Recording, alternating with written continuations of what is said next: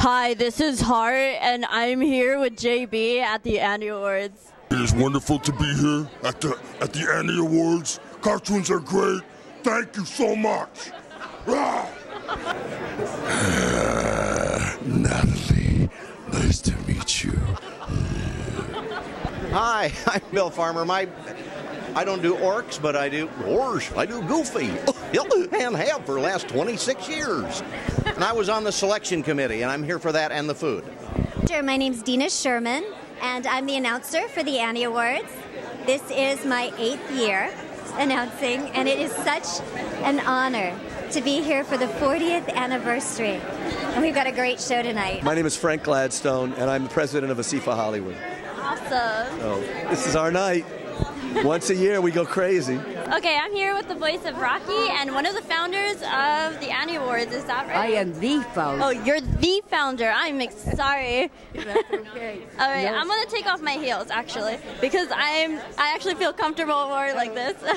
I started this 40 years ago because, you know, they have the Grammys and the Tonys and the Oscar, and nobody paid any attention to animation. And so I thought, we've got to have an animation award. And I was saying the animation award. My husband said, Nate, why don't you call it the Annie? Because it's short for animation. And now it's gotten very big, and people recognize the importance of it. So this is my agent, Jeff Jones with Vox. Hello, how are you? Hi. So, how does it feel being that tall? It's pretty awesome. I get literally to see everything that nobody else gets to see. Yeah, it's the best vantage point in town. Would you ever want to be this short? Oh, no. I remember being that short. It was a miserable experience. All right, thank you. I'm Jessica DiCicco, and I don't know if you wanted to know. I wanted to know, how tall are you? Because you look like you're about my height. I'm about 5'1". Oh, okay. I'm a bit shorter. I'm 5 feet, like flat. I'm being generous, so. I am too. Because I'm like 4'11" pushing it, and I'm like, It's all about the shoes. yes, Just get yes, some. they are. Yes. Pumps. All right. So, can you tell us about any upcoming projects that you'll be in? Yeah, well, right now I'm on Adventure Time, and I play Flame Princess. And, yeah, I have some fun episodes coming up, so actually some epic episodes coming up. Not just fun, that belittles them. Epic. Oh, awesome. So, I'm really excited to see you in those, or your voice, whatever. I feel like I'm one with the character now, so. Well, it's very cool to see that someone in the industry is not freaking tall and like is my height. No, every single voice actress is tiny.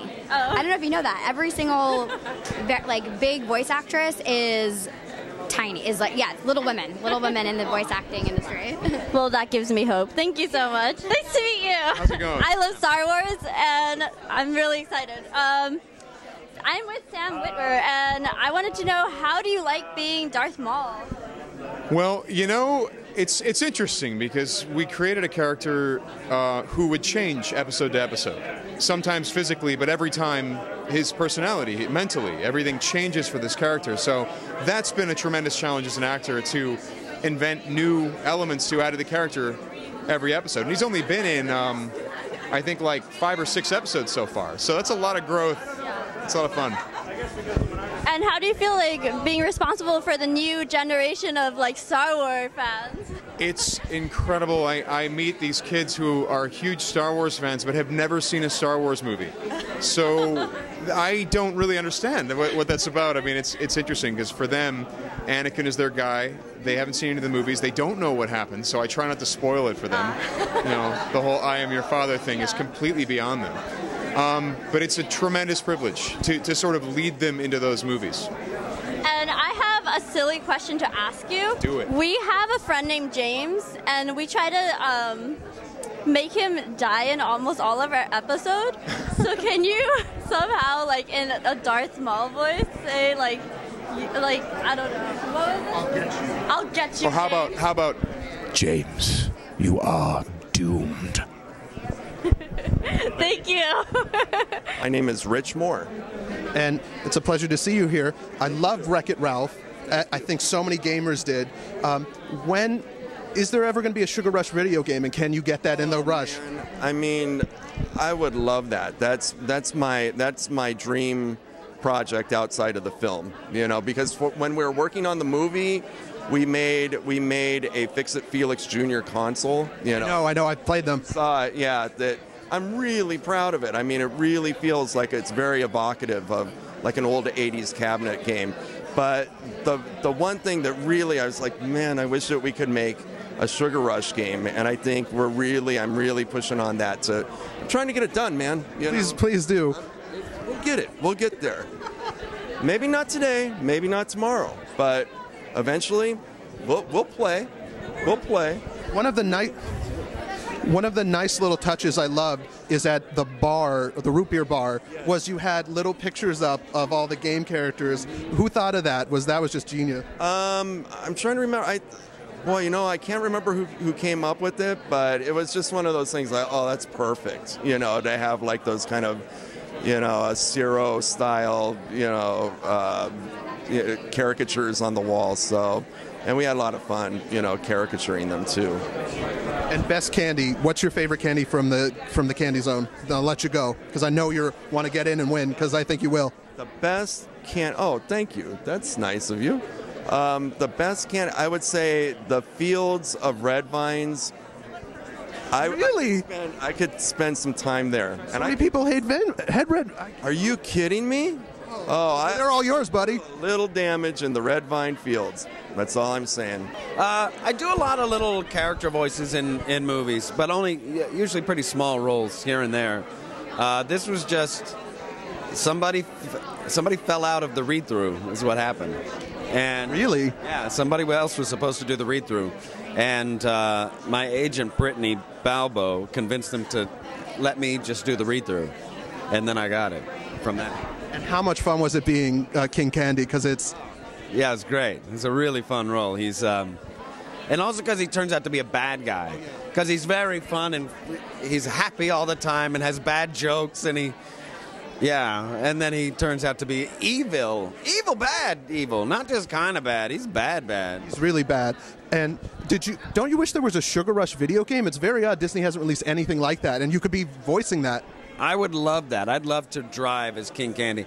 It looks like a really fun game from the movie. That's the kind, exactly. Like whenever you play those games now, which I've tried, they're so realistic, it's like I'd rather just go drive my car.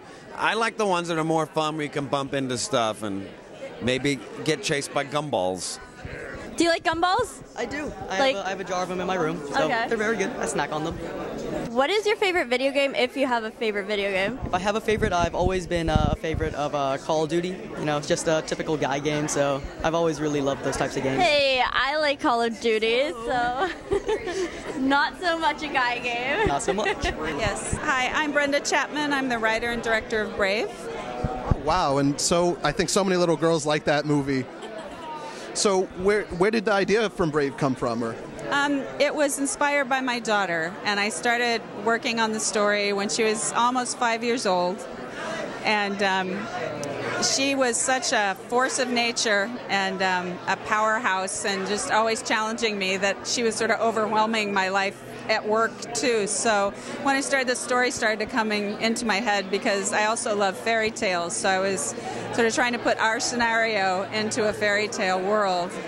And it just sort of evolved into that. And Scotland is just a wonderful place, and I've always loved it. So it was like three loves going into it. Can I ask, now she's now a Disney princess, correct? Could she beat up all the other Disney princesses, you think? Absolutely. Even Princess Leia now? Because that's a part of it. Princess Leia, yeah. I think she and Princess Leia would probably be best friends. My name's Matt Shumway. I'm an animator on Life of Pi. Really? Yeah. Oh, I really enjoyed that movie, and it was really, really cool watching like all those graphics. And would you like to tell us how was your experience, you know, being an animator for, even though you were in like the black room, you know? Yeah, no, it was fantastic. It was, you don't get to work on these kind of movies very often, you know, so it felt very special to be a part of it. And it's just, we felt like we were doing something kind of groundbreaking as opposed to just going through the motions of animation. So it was a very exciting day to day to see what we could come up with and just how real we can make this tiger look. So it was a lot of fun. It's always going to be one of my favorite movies I've worked on. DC Comic Specialist nominated for Best Program. Oh, we were talking, I think, with Kevin about that earlier.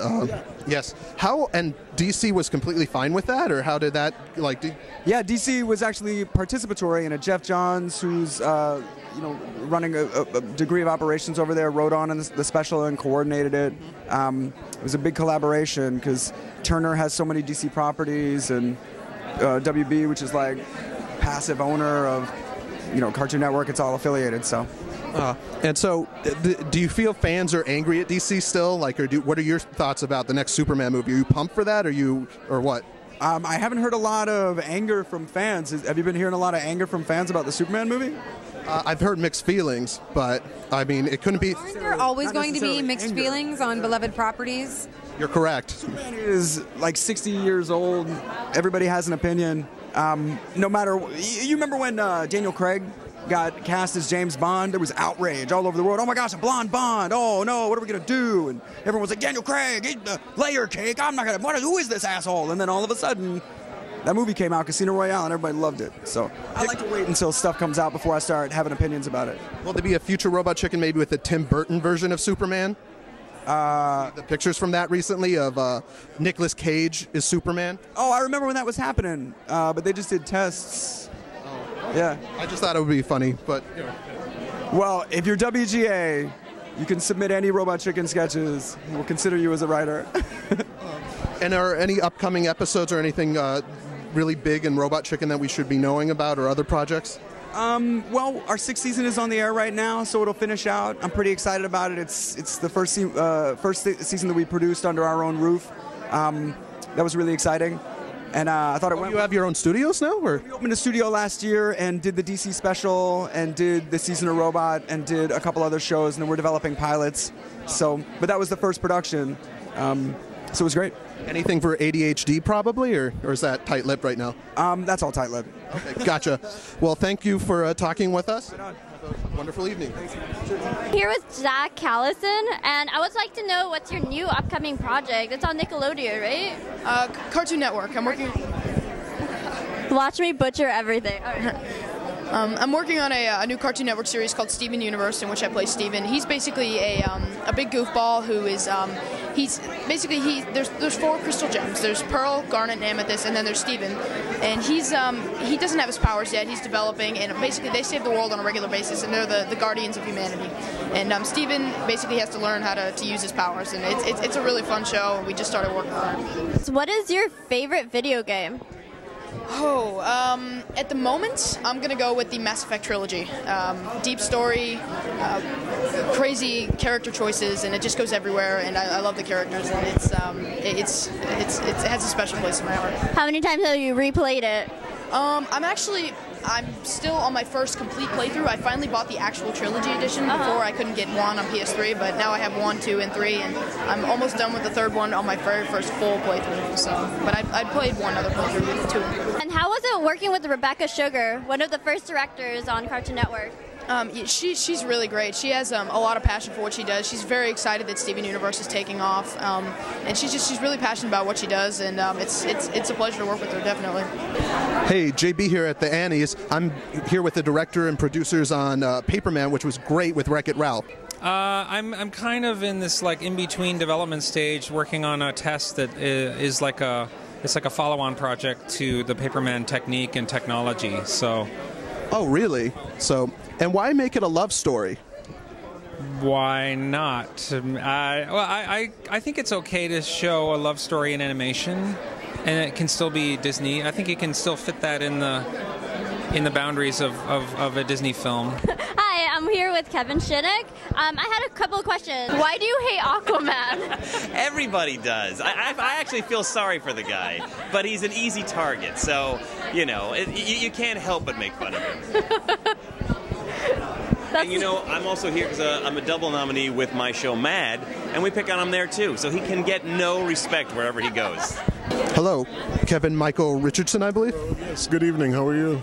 Now, you do just a plethora of voices. I think I've heard you pretty much in every cartoon ever, correct? In every what? I'm sorry? Every cartoon. You know what? It might be possible. I've been around. I did a lot of them. I don't know about everyone, but I've done a lot of them. And what are you nominated for tonight? Tonight I'm nominated for Willem Viceroy in Randy Cunningham, 9th Grade Ninja. Could you do a little of him for us, please? I could if I felt like it, baby. My name is Duke Johnson. I'm the director and producer of Before Oral, which is the Moral Oral Origin Special.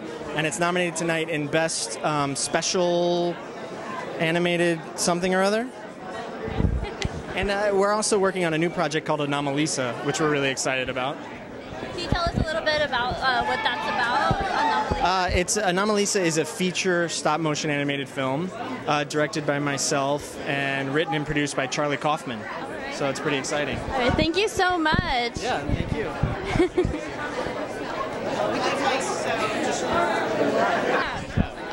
We're the nominees for the Student Best Film, Tule Lake. This is our director, Michelle Ikamoto. Nice to meet you. My name's Cody Gramstead. I was one of the lead visual development artists. I'm Aaron Schlubner. I was also lead for Viz Development. And I'm Chris Lamb. I was lead animator. All right, awesome. So are you guys excited for tonight? Oh, super excited. And you said student film, right? Yeah. Okay. So what school are you guys representing? San Jose State. All right, well, thank you so much. Hi, my name is Mark Henn. I'm a supervising animator, director at Walt Disney Studios. And I was told that you are a veteran at this game, right? Well, I've been with the Walt Disney Studios for 33 years, and so I'm going to be receiving the Winsor McKay Award tonight for Lifetime Achievement. So, yeah, it's quite special.